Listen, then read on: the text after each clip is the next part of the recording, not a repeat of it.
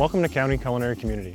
I'm Chef Scott Royce of Loyalist Culinary, and we're making this new video series. This video series is going to be all about Prince Edward County. We're going to visit Prince Edward County producers. We're also going to cook some food together, and we're going to visit our community partners and graduates at their workplaces here in Prince Edward County.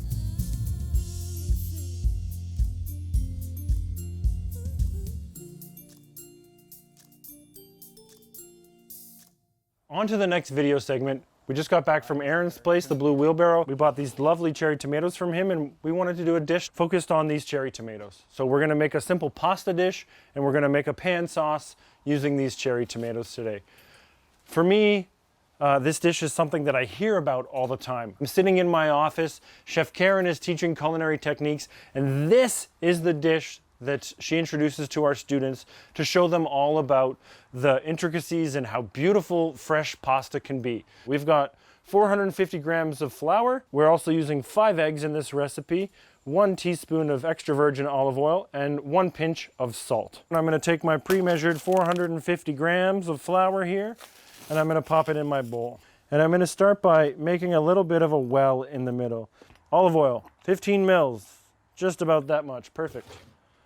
Then we've got our 5 eggs, and I'm gonna crack them right into the middle of our well. 1, 2, 3, 4, and the last one, 5 here. So now I got 5 eggs. I'm making scrambled eggs in the middle. I'm incorporating the flour nice and easy. Don't forget the pinch of salt. And slowly I'm gonna work my way outwards and continue to incorporate, and soon I will have a firm dough. And I'm gonna start to knead my dough. So first I'm just trying to get them all of that moisture incorporated into the flour. Now I'm gonna push down to hopefully grab all of this flour in the bottom. Now I'm switching to now start to knead a little bit, so I'm using the heel of my hand to push down. As I knead, I'm gonna move this top third down into the mass and push down with the heel of my hand. So here's my dough ball. And now I'm gonna continue to knead. Kneading is super important when you're making pasta. You want that gluten to develop. The dough will tell you when it's done. It'll be smooth and elastic. All right, so now you see, I have a nice smooth dough ball, relatively smooth. But you'll also see is look how fast it comes back. So this means that I've kneaded it well and I've developed gluten. We need to allow this dough to rest for about 30 minutes. So I'm gonna wrap this in some plastic wrap, and then we're gonna get together our mise en place for the rest of the dish. So the mise en place, that means everything in its place. We have a few simple ingredients for this dish, but they're gonna come together and be better than the sum of their parts. So here we have our cherry tomatoes. I have some beautiful garlic that I grabbed from Vicky as well. I like the texture of the crispy garlic in my finished dish. Now, I like to do them in half this way first. And then when I'm slicing, hey, you get out of there. Nice and fine, like I mentioned. When I eat food, I think about it texturally, and that's why I like these chips in there. I'm gonna pop my garlic in my little ingredient bowl here, let it hang tight until we're ready for it. I got my garlic, now we're gonna do the cherry tomatoes. Cherry tomatoes are great because the stem is small as well. Nice sharp knife, and we're just gonna cut them in half. I love showing all the shapes, sizes, and colors here. This is what helps make this dish fantastic. They're all a little bit different. The acidity is a little bit different. The sweetness is a little bit different. The sizing is a little bit different. But just to speak to that textural part about this dish is that those different sizes, they may not be perfect and uniform, but they're gonna give that difference in texture that's gonna keep this dish exciting. When I have a dish like this, I wanna have almost equal parts tomatoes to noodles. This is seasonal cooking at its best right here. You take the best ingredients, cook them simply, and really you can't go wrong. Well, maybe if you don't season it, but put some seasoning, you'll be okay. So cherry tomatoes are cut. I'm just gonna move them to the side here. So I have my board nice and clear. So far, I've got cherry tomatoes and garlic. Okay, in terms of my mise en place. The last thing that I'd like to do is grate some grana padano. This dish is gonna come together in moments, so you wanna make sure that you've got everything ready at hand before you get started. A lot of these cheeses, whether it be the Canadian version or, the Reggiano from Italy, it has a salt component, so you wanna make sure that You give a taste to your sauce before you start adding any cheese. So now my mise en place is set up. I've got my KitchenAid here set up with my pasta rolling attachment. I want to tell you that you don't need this piece of equipment to do this. It can be done with a rolling pin, absolutely, and cut by hand. This makes it easy, it makes us look like pros, so I'm going to use this today. What I'm going to do is I'm going to take my rested pasta dough, so this has been resting for at least 30 minutes, and now I'm going to coat it in a little bit of flour, and I'm going to then force it through here and getting it smaller and smaller, thinner and thinner, and then I'm going to cut it into noodles. I'm going to start by unwrapping my dough, and I'm going to save the plastic wrap. It is very important. I'm even going to get over here, tuck it under my cutting board as well.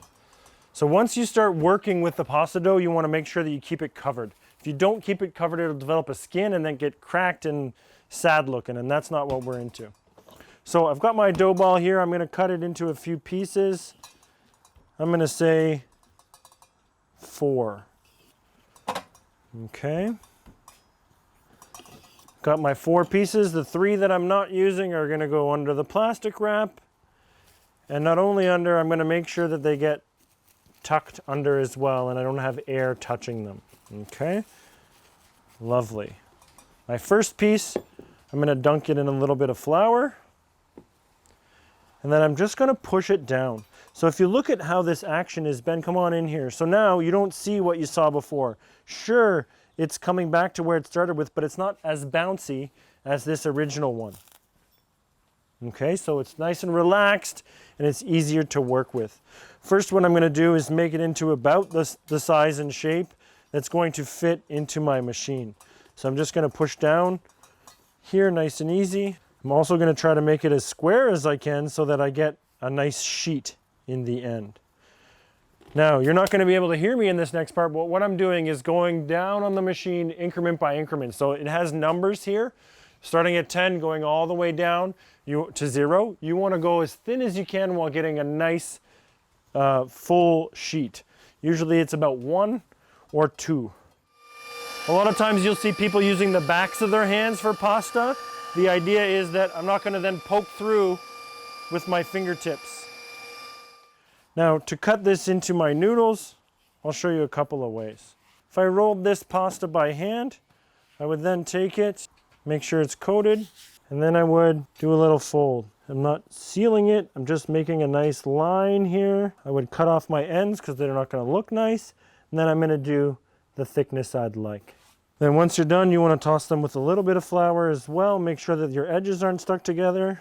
But look at that, fresh pasta. So that little toss that I did at the end, we're just coating these edges in flour, is really what I'm doing. Those cut edges that I just cut with my knife, right in here, we want to make sure that there's a little bit of flour on them so that they're not going to get stuck together. I like using the cutting machine on the KitchenAid as well because it helps me get a nice uniform shape. And as it's coming out, you want to be ready here with your other hand to make sure that you've got your nest. I like to hold them in my hand to make sure that we've got a little flour coatage. That's going to make sure they're not going to stick together while we're putting together our sauce and the rest of the dish. All of our mise en place is together for this dish. Okay, so we've got our cherry tomatoes cut.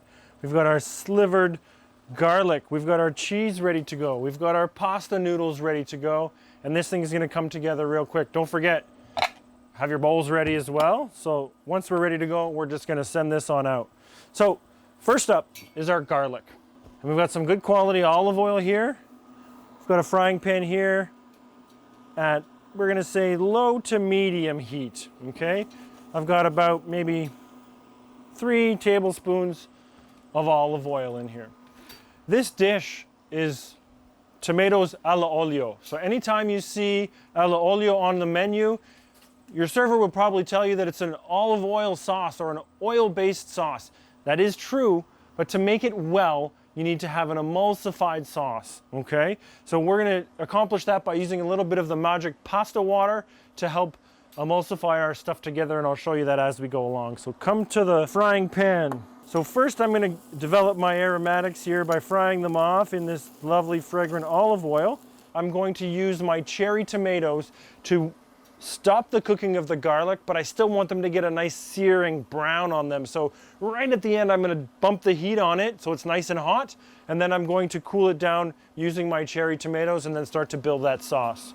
Here is where you're gonna start to see them coloring first, and that's how I know we're getting close.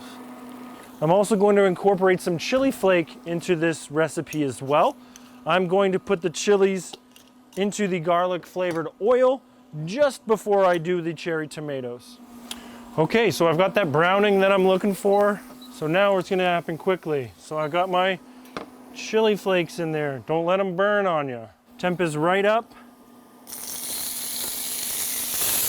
My cherry tomatoes. I don't want to do much more than cover the bottom here. Oh, they're a little crowded, but it'll be delicious. So as these are cooking, I don't want them to break down and get soft, but I want them to be softish. Lovely. A good dose of some salt, some fresh black pepper. So we want to cook this, you're starting to see some of the moisture coming out of the cherry tomatoes. That's lovely. I want some of that moisture in the pan, but they shouldn't be soupy or saucy. So now my temp is as high as she goes, trying to get a little color on those cherry tomatoes, but oh man, the smell. Sauce is just about there. I'm just gonna drop the pasta and put it together. And these guys are gonna cook quickly because we got fresh noodles here. Just wanna give them a good stir, gentle though. And when they come up, they're done. So my sauce here, have a quick look, just kind of petering away, but everything is still nice and firm here. Nothing is soft and mushy. Noodles are up at the top. I'm gonna give them another 10 seconds or so, and then we're gonna put it together. This dish is all about fresh ingredients, simply prepared, and again, they're gonna be better than the sum of their parts if you treat them nicely. So noodles,